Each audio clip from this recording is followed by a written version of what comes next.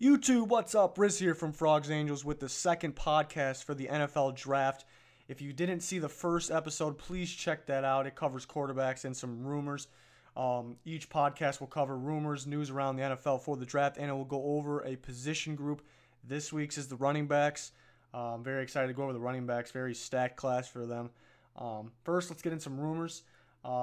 First one, pretty crazy one in my opinion. Carl Lawson. Edge rusher from Auburn. He was kind of viewed as a late first round guy, and to me, maybe early second. But from rumors around the league, from GMs and scouts, most teams are viewing him as a mid-round guy. They're saying mid-round. To me, sounds like fourth round. That'd be just insane though if he lasted to the fourth round. So maybe they mean third round. I don't know how long this is going to last. If it's true. Pretty good sources from the league, though, so look for him to drop.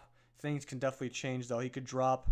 I'd be surprised if it was really fourth round, but don't be surprised if it's third round, I guess.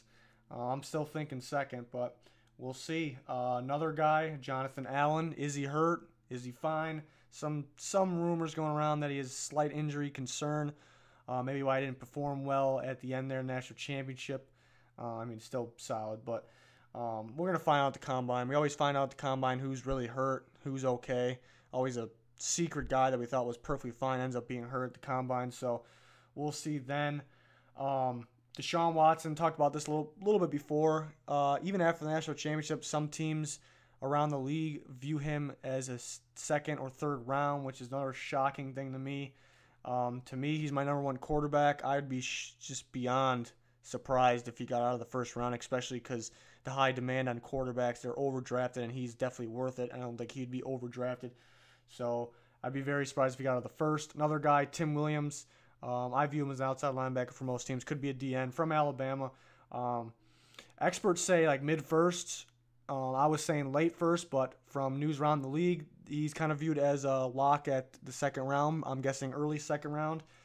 Things can definitely change there, though. We still got the combine coming out, pro days, stuff like that.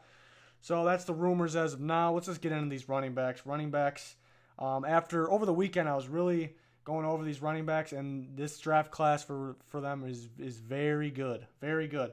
And remember, Nick Chubb and Royce Freeman were two guys we expected to be in this, and they're not. Imagine if they were here. It'd be arguably the best running back class in NFL history, possibly. But still very good without those two guys. When I went over the quarterbacks, I didn't give my rankings, but I gave my top five, no particular order. I'll kind of do the same thing here with some sleepers. But I can give you my number one and my number two. Pretty much a lock. I'll be surprised with myself if I change this, really. I guess number one and number two can be flipped, but I doubt it. For me personally, Leonard Fournette's my number one. Dalvin Cook's my number two. Dalvin Cook has that more of a threat because he's like a receiving running back. But for me, we're talking running backs. I'm talking about a guy with the ball in their hand and just running hard, old school type running back. Leonard Fournette's definitely that guy. Cook might have more of a threat since he has that receiving, but I really like Fournette. He'll run you over. And Dalvin Cook, very good player too, at my number two. So that's probably not going to change. Other guys that are considered at the top there with those guys, maybe not drafted as high, maybe even not in the first round, but definitely possibly Christian McCaffrey's the obvious one. Good player. I'm not going to sit here and say he's not a good player. Some of you might think that. From what I'm about to say, I want to say he's overrated. Definitely can be a good player, though. If he went to the right team in the late first round, I think it wouldn't be a bad pick. Like the Patriots, wouldn't be a bad pick because he'd be good on that team. Maybe the Raiders. It would be a decent pick. I think he's a second-round guy, probably early second-round guy. Definitely has a lot of talent, but he kind of scares me, kind of that college superstar guy that doesn't maybe work out in the NFL. Kind of reminds me of some of those guys that were like that in the past. So definitely a good player, though, so don't get me wrong. He can play. Another guy that I really, really like, I'm thinking he's my number three running back as of now. I'm not going to say anything for sure yet because it's not really for sure, but my number three as of now, ALVIN Kamara from Tennessee. Really like him. Guy like Cook can do both, run the ball, and he could be a receiving running back. He's definitely faster than Cook too. Very fast, very explosive. We knew he was fast, but go watch him against Vandy, breaking tackles left and right, done it a bunch of times. Just as soon as he catches that ball out of the backfield, he turns it up a notch down the sideline. I like him in a lot of these new systems. Eagles and Chiefs, he would fit so well. He'd make those teams so much better. He can be Jamal Charles for the Chiefs, something similar like that. Eagles just fits Doug Peterson's offense very well. So really like Kamara. Another guy, Joe Mixon, would be a top 5 guy, but he's not going to be because what happened. There's teams that completely scratched him off their boards. Definitely has happened. So you can't say that there's no teams that has done that. So since there's teams that done that and there's teams that still like them, they know that teams scratch him off the board, so they know they can wait on him. So he's going to drop. He's a great talent, top 5 talent, but he's probably not going to be, I would almost guarantee that he's not one of the top 5 running backs taken, because what happened, we see that's more important more every year. Like it's getting more and more important. If some of these guys do something wrong, they start to drop or not get drafted at all. Back in the day, it really wasn't much of a concern.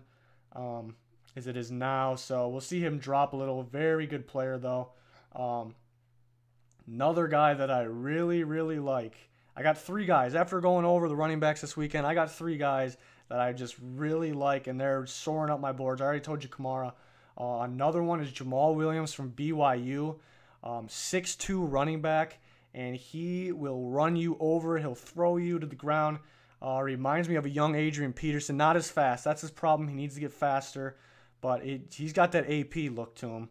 The Vikings need a running back to replace AP. Sounds like he might be on his way. But I doubt it'd be Jamal Williams because they don't want to play that AP-style ball. That's what he is. Not a bad pass catcher out of the backfield, but if you go watch his highlights, you'll see what I'm talking about. He'll run you over. It's hard to take him down. So really like that guy. My third guy that I really liked after watching some film is MARLON MACK from South Florida. He listed at 5'11". I thought he was taller than that, 5'11", just about 6. He's probably about 6 foot. For that size guy, he can move. He is very fast, and his moves are ridiculous. He did have some pretty good size holes at South Florida, but he hit them hard. He runs hard. I know experts been starting to move him up their boards a little bit. I really like this guy, MARLON MACK. I think he's gonna be a 3rd-round steal. More guys. There's a list of guys. I can just read them off here. Samaje Perine from Oklahoma. I mean, he holds the Oklahoma all-time record for rushing yards. He has the NCAA record for rushing yards in a game over Melvin Gordon. And back to the Oklahoma record. I mean, look who played for Oklahoma. Joe Mixon on the team now. He's doing that sharing with Joe Mixon for these last 2 years. Pretty impressive. But Adrian Peterson, DeMarco Murray also played for Oklahoma, so obviously the guy's good. I mean, people are concerned because he's 5'10", maybe doesn't have the speed, but definitely a good player. Wayne Gallman, Clemson. I mean, we saw him national championship. We saw him. I mean, every game he's good. He can catch the ball out of the backfield, can turn it up. So definitely a good player. Deontay Foreman. Here's the thing about Foreman. Very risky player to me. Obviously had a lot of yards. You go watch the film. He has the biggest holes I've ever seen in college football.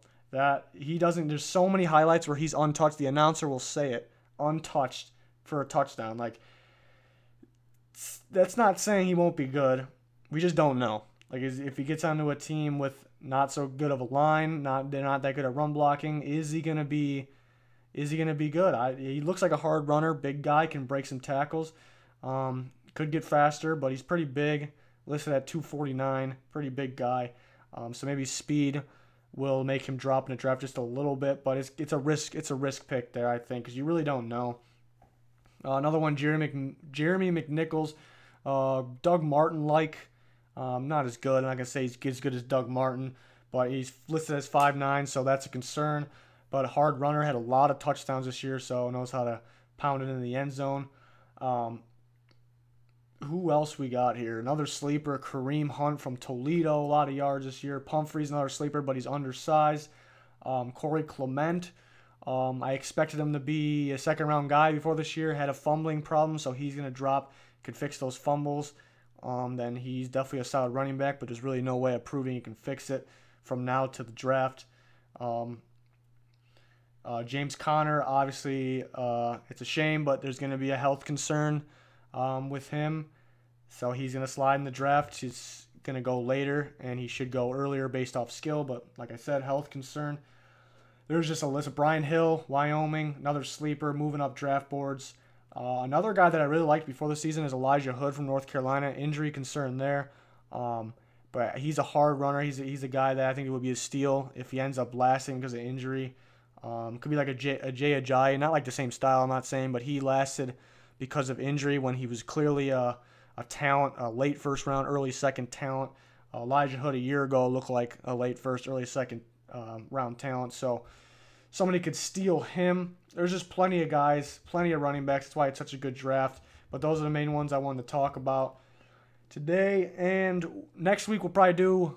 Probably won't wait till next week. Probably do another podcast later this week. Also want to do another mock draft, get updated, a little different on some things based off sources around the league. But yeah, we'll probably get into receivers next. I'm really liking this draft class as I review it, go over stuff. Really like this draft class. One of the best in a while, really. I know linebackers and offensive line are concerned. Depends on who you consider linebacker. If you consider some of these edge rushers DNs, then linebackers aren't the greatest, but not bad. But that'll do it. Stay tuned for mock drafts, playoff predictions, stuff like that. Please like and subscribe if you enjoyed, and goodbye.